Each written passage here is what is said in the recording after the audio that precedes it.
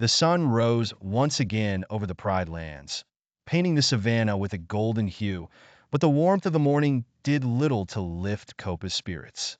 He had spent another restless night, his dreams plagued by visions of Zira, Scar, and the dark possibilities that lay before him.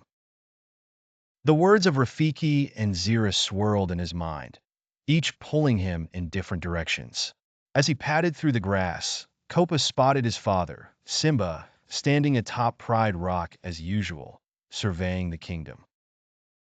Beside him stood Zizu, the red-billed hornbill and trusted advisor, delivering the morning report.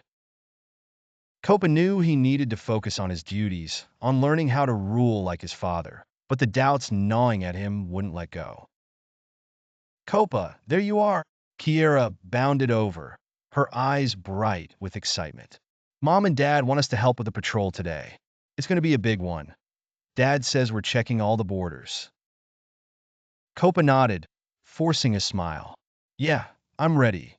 But he wasn't. Not really. As he followed Kiera to where Nala and Simba were waiting, his mind kept drifting back to Zira and the things she had said. The idea that Scar's vision for the Pride lands could be different from what he had been taught, that maybe his father's rule wasn't the only way to keep their kingdom strong. It was a thought Kopa couldn't shake. The patrol set out shortly after sunrise. Simba led the way, with Nala at his side, Kopa and Kiera trailing behind, and Zazu flying above, keeping an eye on the skies. As they crossed the vast plains, the familiar sounds and sights of the Pride lands filled the air. The rustle of the wind through the grass, the distant calls of wildebeest, and the steady thrum of life that had always brought Kopa comfort. But today, it all felt different, as if a shadow hung over everything.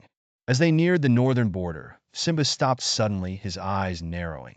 There's something unusual here, he said, his voice low.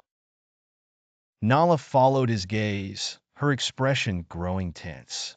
What is it? Kiera asked, her curiosity piqued. Simba pointed toward the horizon, where a thin trail of dust rose into the air. Something or someone has crossed into the Pride lands. Kopa's heart skipped a beat. He immediately thought of Zira. Had she come to the Pride lands? Had she brought her followers with her? Nala stepped forward, her eyes sharp. We need to investigate. Kopa, Kiera, stay close. Together, the group moved toward the source of the disturbance, their senses on high alert. As they drew closer, Kopa's mind raced. What if this was Zira's doing?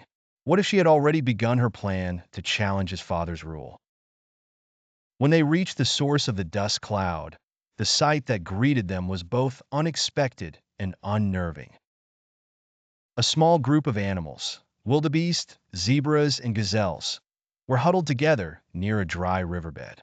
They looked exhausted and frightened, their fur matted with dust and their eyes wide with fear.